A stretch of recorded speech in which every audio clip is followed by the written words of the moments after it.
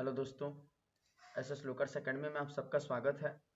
आज के इस वीडियो में मैं आप सबको Bihar board 10th class Hindi book का चैप्टर 2 प्रेम आयनी श्री राधिका, जिसके कवि रस खान हैं, उनके बारे में बताने वाला हूँ। साथ में मैं जो इनके द्वारा लिखा गया पाठ है उसका अर्थ बताने वाला हूँ। तो आप सभी लोग इस वीडियो को आखिरी तक ज़रूर देखिएगा और वीडियो अच्छा लगे तो अपने दोस्तों में ज़रूर शेयर कीजिएगा। तो चलिए वीडियो को शुरू करते हैं। सबसे पहले हम लोग पढ़ेंगे रस खान जी के बारे में। कहा जा रहा है कि रस खान के जीवन के संबंध में सही सूचनाएं प्राप्त नहीं होती, परंतु इनके ग्रंथ प्रेम वाटिका में यह संकेत मिलता है कि ये दिल्ली के पठान राजवंश में उत्पन्न हुए थे। कहा जा रहा है कि जो हमारे रस खान जी हैं, इनका जन्म 1610 ईस्वी में हुआ था। ये अनुमानित बताया गया है। इनकी एक रचना थी प्रेम वाटिका। प्रेम वाटिका जो ग्रंथ थी उससे संकेत लेकर के बताया गया है कि दिल्ली के पठान राजवंश में इनका जन्म हुआ था 1610 ईस्वी में, और इनका रचना काल जहांगीर का राज्यकाल था। यानी जब ये लिखना शुरू किए, रचना करना शुरू किए, तो उस समय मुगल बादशाह जो है जहांगीर का शासनकाल था। इससे पहला वाला पाठ हम लोग गुरु नानक के बारे में पढ़े थे। तो गुरु नानक भी जो है उनकी मुलाकात किस मुगल बादशाह से होती है, तो बाबर से। तो वैसे ही रस खान जो है जब ये लिखना शुरू किए तो ये किस मुगल बादशाह के समय में रचनाकाल इनका था, तो जहांगीर के समय में। इसके बाद कहा जा रहा है कि जब दिल्ली पर मुगलों का आधिपत्य हुआ और पठान वंश पराजित हुआ, तब ये दिल्ली से भाग खड़े हुए और ब्रज भूमि में आकर कृष्ण भक्ति में तल्लीन हो गए।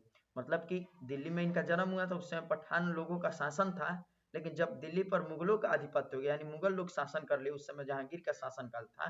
तो जब जहांगीर ने शासन कर लिया तो ये लोग वहां से भाग गए, और भाग करके ये कहाँ चले गए, तो ब्रजभूमि जहाँ पे कृष्ण जी का निवास स्थान था, वृंदावन था, वहां पर जा करके ये ब्रजभूमि क्षेत्र में कृष्ण के भक्ति में तल्लीन हो गए। इनकी रचना से पता चलता है कि वे वैष्णव धर्म के बड़े गहन संस्कार इनमें थे, यानी वैष्णव धर्म को मानने वाले भी थे और कृष्ण के भक्ति में ये लीन रहते थे। उसके बाद कहा जा रहा है कि यह भी अनुमान किया जाता है कि ये पहले रसिक प्रेमी रहे होंगे, बाद में अलौकिक प्रेम की ओर आकृष्ट होकर भक्त हो गए। 252 वैष्णवन की वार्ता से यह पता चलता है कि गोस्वामी विठलनाथ ने इन्हें पुष्टिक मार्ग में दीक्षित दिया। ये लाइन भी आप सभी लोग याद रखिएगा, इंपॉर्टेंट है कि गोस्वामी विठलनाथ ने इन्हें क्या किया, पुष्टि मार्ग की दीक्षा दिया था। पुष्टि मार्ग की दीक्षा रस खान को किसने दिया था, तो ये याद रखना है कि पुष्टि मार्ग की दीक्षा रस खान को गोस्वामी विठलनाथ ने दिया था। इसके बाद कहा जा रहा है कि इनके दो ग्रंथ मिलते हैं, प्रेम वाटिका और सुजान रस खान। इनकी दो ग्रंथ है, एक प्रेम वाटिका और दूसरा सुजान रस खान, जिसमें क्या कहा गया कि प्रेम वाटिका में प्रेम निरूपण संबंधित रचना है और सुजान रस खान में कृष्ण की भक्ति संबंधित रचना है। तो दोनों चीजों में याद रखना है कि प्रेम वाटिका में किस चीज का वर्णन किया गया है, तो प्रेम वाटिका में जो है, प्रेम वाटिका में प्रेम रूपी जो प्रेम निरूपण है, प्रेम का निरूपण यानी प्रेम का वर्णन किया गया है प्रेम वाटिका में, और सुजान रस खान में क्या किया गया है, कृष्ण की भक्ति का इन्होंने वर्णन किया है। कृष्ण की भक्ति का इन्होंने सुजान रस खान में वर्णन किया है। ये इनकी क्या थी, दो ग्रंथ था। इसके बाद आगे कहा जा रहा है कि रस खान ने कृष्ण का लीलागान पदों में नहीं सवैयों में किया। रस खान सवैया छंद में सिद्ध थे। जितने सरस सहज प्रभावान सवैया रस खान के उतने शायद ही किसी अन्य हिंदी कवि के होंगे। अब कहा जा रहा है आगे कि रस खान जो थे, जो श्री कृष्ण की लीलाओं का वर्णन किए हैं, लीलागान किए हैं, तो श्री कृष्ण की लीलागान इन्होंने क्या किया है कि सवैयों में किया है। सवैयों जो मतलब कि छंद की तरह होता है, उसमें उन्होंने किया, ना कि पदों में। मतलब कई सारे कवि हुए, जैसे सूरदास हो गए, उन्होंने जो है कृष्ण का लीलागान जो है पदों में की रचा है, लेकिन रस खान जो है वो पदों में रचना ना करके सवैयों में इसकी रचना किए हैं। और ये ऐसे कवि थे कि मतलब कि सवैयों की इन्होंने रचना, सवैयों की रचना में सरस सहज और प्रमायमय सवैयों की इन्होंने रचना की। तो इनकी तुलना में कोई भी शायद ही ऐसा कोई हिंदी कवि होगा जो इनके जैसा रचना कर सका होगा। उसके बाद कहा जा रहा है कि रस खान का कोई सवैया ऐसा नहीं मिलता जो उच्च स्तर का न हो। उनके सवैयों की मार्मिकता का आधार दृश्य और बाह्यतर स्थितियों की योजना में है। वही रस खान के सवैयों के ध्वनि प्रवाह भी अपूर्व माधुरी में है। ब्रज भाषा का ऐसा सहज प्रवाह अन्यत्र दुर्लभ है। इसके बाद कहा जा रहा है कि रस खान सूफियों का हृदय लेकर कृष्ण को लीला पर रचते हैं, लीला पर काव्य रचते हैं, उनमें उल्लास, मादकता, उत्कटा तीनों का सहयोग है। इनकी रचनाओं से मुग्ध होकर भारतेंदु हरिश्चंद्र ने कहा था, इन मुसलमान हरिजन पे कोटिन हिंदू वारिये, मतलब इन मुसलमानों पर जो है हिंदू जो है, या मतलब इन मुसलमान जो हरिजन थे या जो ये मुसलमान हैं उन पे क्या करें कि हम नमन करें उनको, मतलब कि हम झुक जाए। इसके बाद कहा जा रहा है कि संप्रदाय मुक्त कृष्ण भक्त कवि रसखान हिंदी के लोकप्रिय जातीय कवि हैं। यहाँ रसखान रचनावली से कुछ संद संकलित है, दोहे, सौरठ और सवैया। ठीक, दोहे और सौरठ में राधा कृष्ण के प्रेममय युग्म रूप पर कवि के रसिक हृदय की रीझ व्यक्त होती है और सवैयों में कृष्ण और उनके ब्रज पर अपना जीवन सर्वस्व निछावर कर देने की भावमयी दिग्धता मुखरित है। यानी यहाँ पे क्या किया गया है कि जो दो मतलब कि यहाँ पे सवैया छंद लिखा गया है, दो सवैया छंद, तो इन दो सवैया छंद दोहे, सौरठ और मतलब कि सवैयों से संकलित है। जिसमें पहला वाले में जो हमारा है प्रेम अयनी श्री राधिका, तो ये पहला वाला दोहा जो सौरठ, इसमें राधा और कृष्ण के जो प्रेममय युग की जो मतलब कि हृदय की जो रीझ पीड़ा है उसको बताया गया है। और दूसरे जो सवैया है इसमें कृष्ण जिस क्षेत्र में निवास करते ब्रज क्षेत्र में, तो कवि जो है खुद को उस क्षेत्र में समर्पित करने का, न्यौछावर करने के लिए मतलब कि भावमयी दिग्धता को यहाँ पे मुखरित किया गया या दिखाया गया है। तो यही दोनों जो सवैया छंद था, पहला वाले में राधा कृष्ण के बिछड़ने का हृदय के रीच को दिखाया गया और दूसरे में ब्रज क्षेत्र में जो श्री कृष्ण निवास करते हैं, तो कवि जो खुद को कहते हैं कि मैं भी अपना जीवन जो वहां पे सर्वोच्च न्यौछावर कर दूं, उसको बताया गया है। तो अब हम लोग एक एक करके जो है दोनों सवैया छंद को हम लोग पढ़ेंगे। हमने अभी रसखान के बारे में पढ़ लिया, अब हम लोग एक एक करके जो है दोनों छंद सवैया छंद को हम लोग पढ़ेंगे और समझेंगे। जैसे पहला वाला है हमारा प्रेम अयनी श्री राधिका, पहला वाला जो सवैया छंद का नाम है प्रेम अयनी श्री राधिका, ये पहला सवैया छंद का नाम है। अब हम लोग पहले वाले को अच्छे से समझेंगे और पढ़ेंगे। ठीक, जिसमें पहला पंक्ति कह रहा है कि प्रेम अयनी श्री राधिका, प्रेम अयनी श्री राधिका, प्रेम वरन नंद नंद। अब यहाँ समझना है अयनी मतलब क्या होगा। अयनी मतलब होता है, अयनी मतलब होता है हमारा गृह या खजाना। अयनी का मतलब क्या होगा, गृह या खजाना। और प्रेम वरण नंद नंद, या वरण मतलब क्या होगा, वर्ण या रंग, या वर्ण का मतलब क्या होगा, वर्ण या रंग होगा।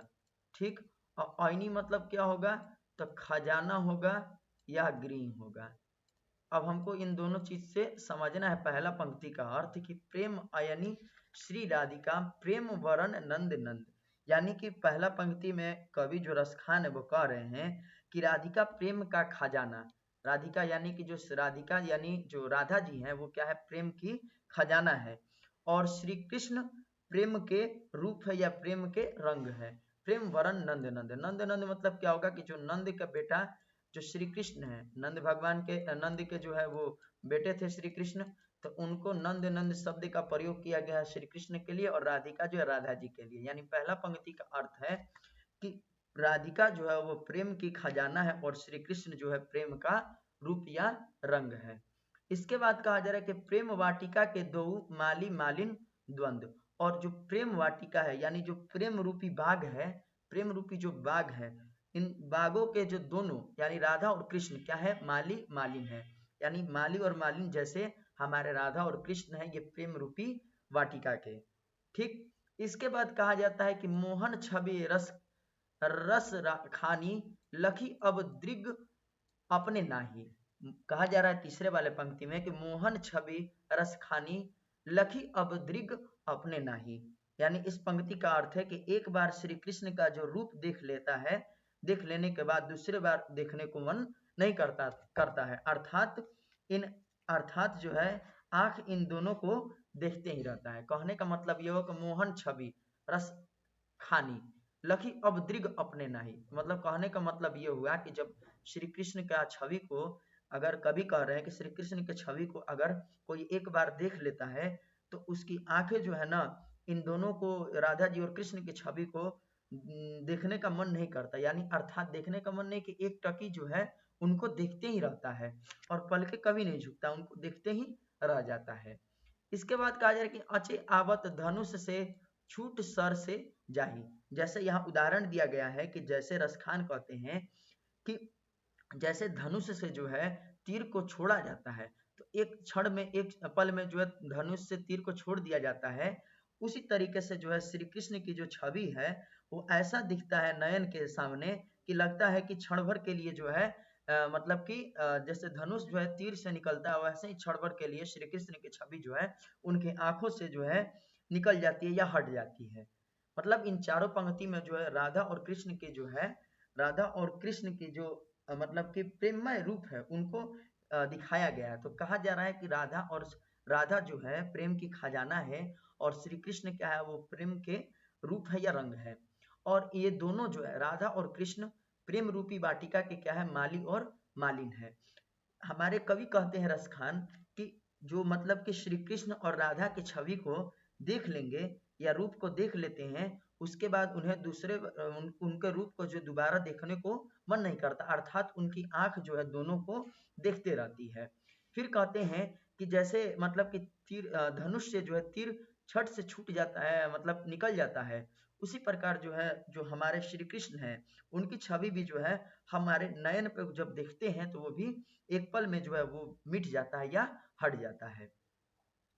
इसके बाद आगे कहते हैं कि मोह मन मानिक ले गयो चित चोर नंद नंद, अब बेमन मैं का करूं परी फेर के फंद। अब यहाँ पे समझना है हमको कि मोमन, मोमन यानी मेरा मन, मालिक ले गए, मालिक किसको कह रहे हैं, तो श्री कृष्ण को कह रहे हो कि मेरा मन को जो है श्री कृष्ण ने क्या किया है, चुरा लिया, या मेरे मन को लेकर के वो चले गए हैं। मालिक ले गए चित चोर नंद नंद, यानी मेरे मन को जो है श्री कृष्ण ने क्या किया, चुरा लिया है। ठीक, अब बेमन मैं क्या करूं परी फेर के फंद, अब मेरा मन जो है नहीं लग रहा है, मैं बेमन हो गया हूँ, और मैं श्री कृष्ण के प्रेम रूपी जाल में क्या हो गया हूँ, फंस गया हूँ, मैं उनके प्रेम रूपी जाल में बुरी तरह मैं फंस चुका हूँ। फंद के फंद मतलब क्या होगा यहाँ पे, फेर के फंद का मतलब होगा कि बुरी तरह से फंस जाना जाल में। मतलब कवि जो रसखान कह रहे हैं कि मेरा मन जो है, मेरा मन क्या हो गया है कि मालिक यानी श्री कृष्ण के मतलब श्री कृष्ण ने क्या किया, उसको चित्तचौर यानी कि चुरा लिया है, उसको कैद कर लिया है। अब मेरा मन जो है कहीं नहीं लग रहा है, श्री कृष्ण के जो है मतलब प्रेम की जाल में मैं फंस गया हूँ, मैं बंध गया हूँ। उसके बाद कहते हैं कि प्रीतम नंद किशोर, प्रीतम नंद किशोर जा दिन ते नैन ही लगियो, मन पावन चित्तचोर पलक ओट नहीं करी सको। अब यहाँ पे बोलते हैं कि प्रीतम नंद किशोर जा दिन ते नैन ही लगियो, मतलब कवि कह रहे हैं कि मैंने जिस दिन प्रेमी श्री कृष्ण को देखा, मतलब कवि बता रहे हैं रसखान कि मैंने जिस दिन जा दिन मतलब जिस दिन नंद किशोर यानी नंद के बेटे श्री कृष्ण को मैंने देखा, उसने मेरा मन चुरा लिया है। अब क्या करते, मन पावक चित चोर, यानी उसने मेरा क्या किया, मन को चुरा लिया है।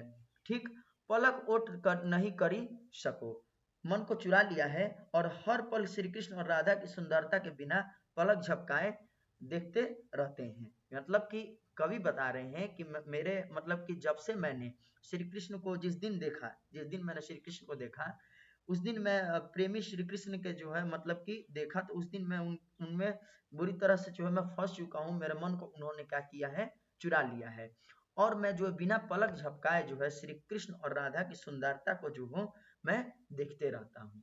तो ये पहला पद का हमारा अर्थ था। ठीक, इसके बाद जो दूसरा पद कह रहे हैं, ये मतलब पहला सवैया का अर्थ था। अब दूसरा जो है, दूसरा सवैया छंद जो है वो क्या है, करिल करिल के कुंजल ऊपर बारो, करी के कुंजल ऊपर बारो का ये जो हमारा सवैया छंद है, इसमें कहा जा रहा है कवि के द्वारा कि या लकुटी अरु कामरिया पर राज तिहुपुर की तजिडारो, आठहूं सिद्धि नवनिधि को सुख नंद की गाई चराई विसारो। अब यहाँ समझना है कि या लकुटी, लकुटी मतलब क्या होता है, लकुटी मतलब होता है छोटी लाठी, लकुटी मतलब क्या होगा, छोटी लाठी होगा। और कमरिया, कमरिया मतलब क्या होगा, कंबल, कमरिया मतलब क्या होगा, कंबल होगा। तो कवि रसखान कहते हैं अपने दिल की अभिलाषा प्रकट करते हुए कि अगर श्री कृष्ण की लाठी, लकुटी मतलब क्या होगा, छोटी लाठी, तो अगर श्री कृष्ण की छोटी लाठी और कमरिया, कमरिया मतलब कंबल, कंबल अगर मुझे मिल जाता, वो हमारे जो कवि रसखान को कल्पना कर रहे हैं कि जो श्री कृष्ण है उनकी छोटी लाठी और कंबल मुझे मिल जाता, मिल जाता, अगर मुझे अगर मिल जाता, तो कहते हैं कि तो मैं तीनों लोगों, तीहूपुर, तीहूपुर मतलब तीनों लोगों, तो मैं तीनों जो लोगों का राजपाट है उसको तजीडारू यानी त्याग कर देता। तजीडारू मतलब होगा कि त्याग कर देना या छोड़ देना, उसको मैं क्या करता, त्याग कर देता। तो यहाँ समझना क्या है कि कहा जा रहा है पहले लाइन में कवि के द्वारा अपनी अभिलाषा प्रकट करते हुए कि अगर श्री कृष्ण की छोटी लाठी और उनकी जो है कंबल मुझे मिल जाता, तो जो तीनों लोगों का राजपाट है उसको मैं त्याग देगा, उसको मैं छोड़ देता। फिर कहते हैं कि आठों सिद्धि नवनिधि को सुख नंद की गाय चराई बिसारो। अब कहते हैं कि अगर केवल नंद का, नंद बाबा के जो गाय थे जिसको श्री कृष्ण चराते थे, अगर वही चराने के लिए मुझे मिल जाता, तो मैं आठों सिद्धि और नवनिधि का जो मतलब कि सुख है उसको मैं त्याग कर जाता। मतलब आठों सिद्धि, आठों सिद्धि, नवनिधि, नवनिधियों का जो सुख है, अगर नंद की गाय मुझे चराने के लिए मिल जाता, कभी कह रहे हैं कि नंद का गाय जिसको श्री कृष्ण चराते थे अगर मुझे चराने के लिए मिल जाए, तो मैं ये आठों सिद्धि और नवनिधि के सुख को त्याग कर देता। फिर कहते हैं कि रस खानी कब इन आखिन सौ ब्रज के वन बाग तड़ाग निहारो, कोटिक रो कल धौत के धाम करिल के कुंजन ऊपर वारो। अब कहा जा रहा है कि रस खानी कब इन आखिन, मतलब रस खान जो है कहते हैं कि मैंने जब से अपनी आंखों से, जो आखिन मतलब आंखों से, ब्रज के वन बाग तड़ाग निहारो, ब्रज जो क्षेत्र था उसके वनों के, वो जंगलों को मैंने देखा, तालाबों को मैंने देखा, उसको निहारा। कभी कह रहे हैं कि रसखान कि जब से मैंने ब्रज क्षेत्र के जंगलों को, वनबाग यानी जंगलों को, तालाब को, ठीक, वहां जो वन वाटिका लगी है, फुलवारी लगी हुई है, ठीक ना, कांटेदार वृक्ष जो लगे हुए हैं, इन सबको जब से मैंने देखा, तब कहते हैं कि कोटिल कोटिक रो कल धौत के धाम करिल के कुंजन उपरवारो। तो जब से मैंने इन मतलब कि जो कांटेदार झाड़ियां थी, करीलों को देखा, सघन कुंजों को जब से मैंने देखा, तब से यही इच्छा प्रकट होती है मेरी कि ऐसे मनोहर उपवनों में, उपवनों में की जो सुंदरता है उसके सामने जो करोड़ों महल क्या है, वो फीका है। मतलब करोड़ों महल को वो कहते हैं कि वो फीका है, वो नीच दिखाई देता है, अर्थात मैं जो हूँ मतलब अपने कीमती महल को छोड़ करके श्री कृष्ण जहाँ रास लीला करते वहीं पे मैं निवास करूं।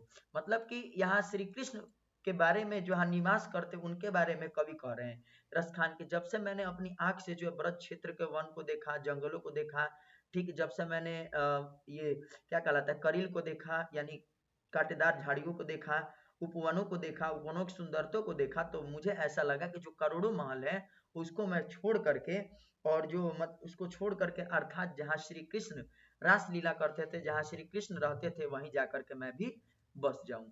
तो यहाँ अपनी अभिलाषा प्रकट करते हैं रसखान की मैं ऐसा करूं अगर मेरे साथ ऐसा हो तो यह हमारा दूसरा सवैया छंद था, ठीक।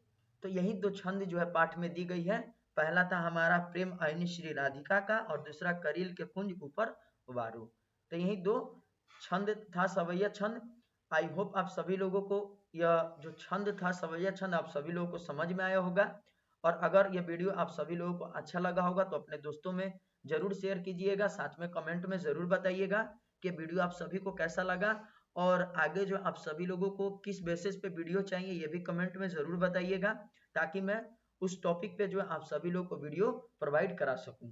साथ ही अगर कोई हमारे चैनल पर नए हैं तो चैनल को सब्सक्राइब कर लेंगे, बेल आइकन को प्रेस कर देंगे, ताकि हमारे नए नए वीडियो के अपडेट जो है आप तक पहले पहुंच सके। धन्यवाद।